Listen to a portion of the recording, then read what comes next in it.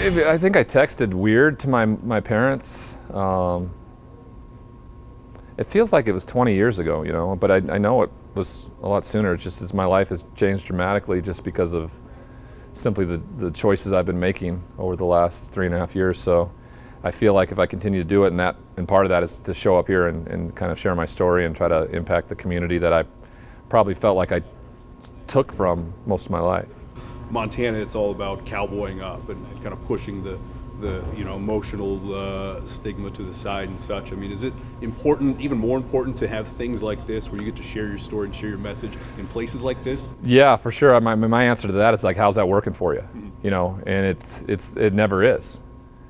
And until Montana's one of the highest suicide-rated communities in the union. So, you know, I want that to change. I don't want anybody to ever not be here because they didn't feel like they're worth it, and not that there are resources available.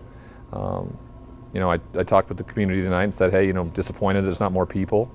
But like I said, when people show up to these things, they have to really kind of take a look in the mirror and take a look at themselves. And I know I was that person for a long time, and I wasn't willing to do it too. So it's gradual, it's steps. There's stereotypes, there's stigma that exists, things that existed, like I said, in the 60s that are still struggling to get into our communities.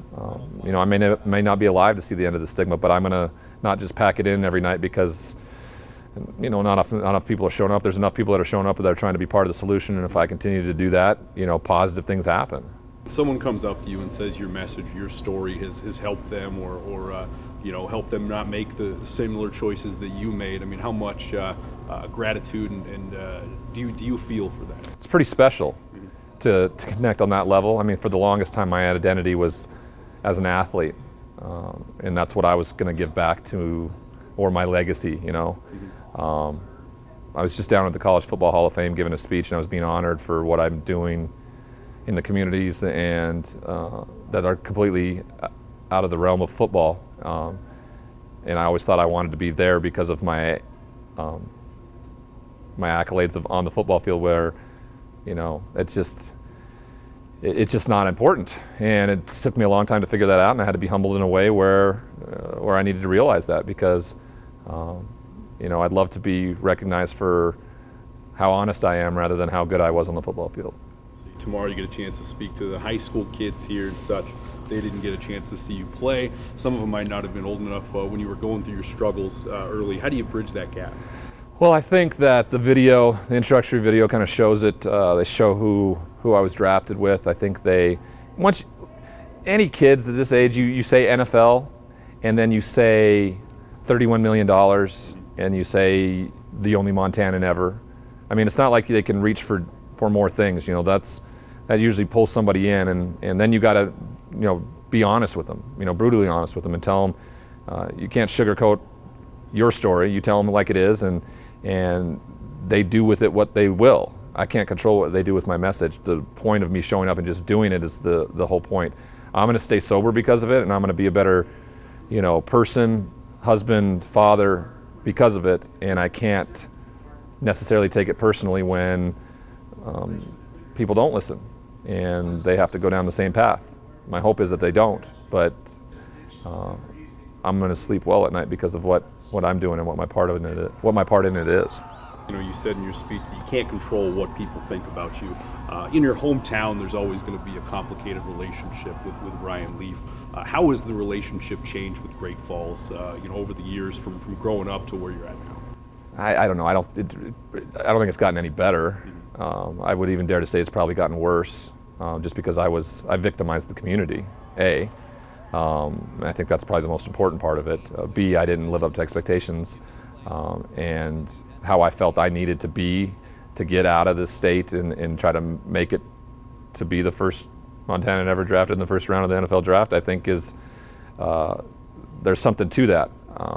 No matter how poorly the community treated me, I couldn't control that. I still had control over how I reacted, and I reacted in a defensive manner and usually kind of went back at them in a way where I felt like I could make them feel bad, like disassociate being part of the community, and so I can't control how people treated me or how they continue to treat me. I just know that I'll do whatever I can to get through the day in a positive way, and that's the only thing I have control over. My hope is that you know, that relationship someday will be mended, but I don't necessarily think that it needs to either. I think that we're in the mindset of like, let's not fix what ain't broken. And Great Falls is doing great. I'm doing great, and that's, you know, I think that's a good way to look at it.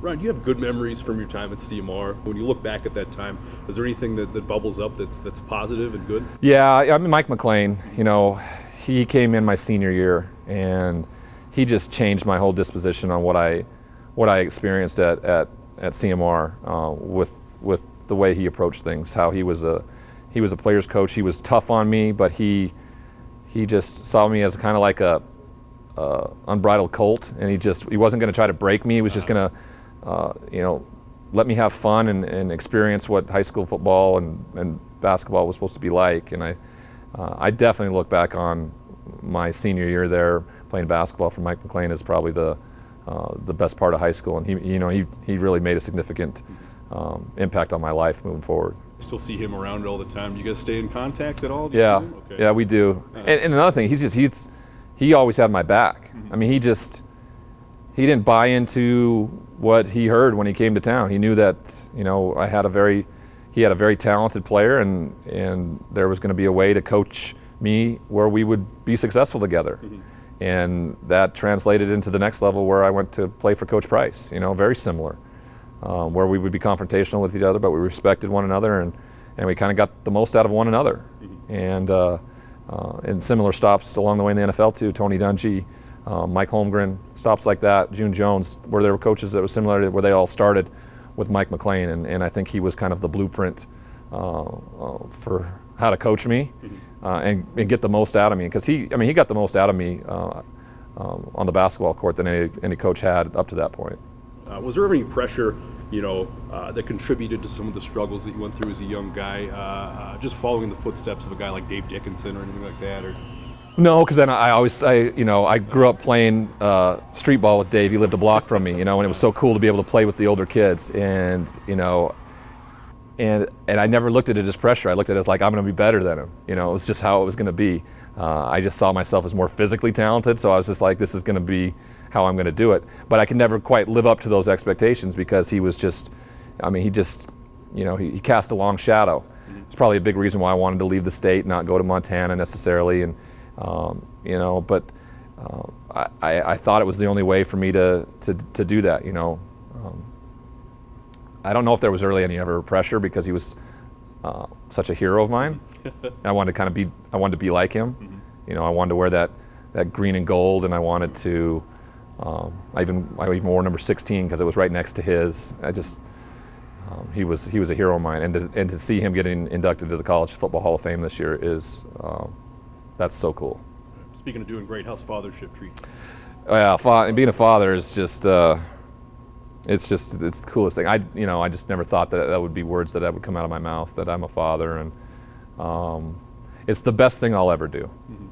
And what makes that great is that I have an amazing partner to do it with.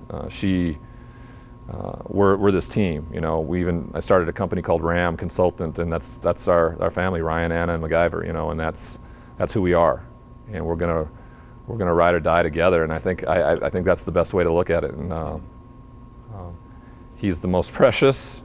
He's a giant already.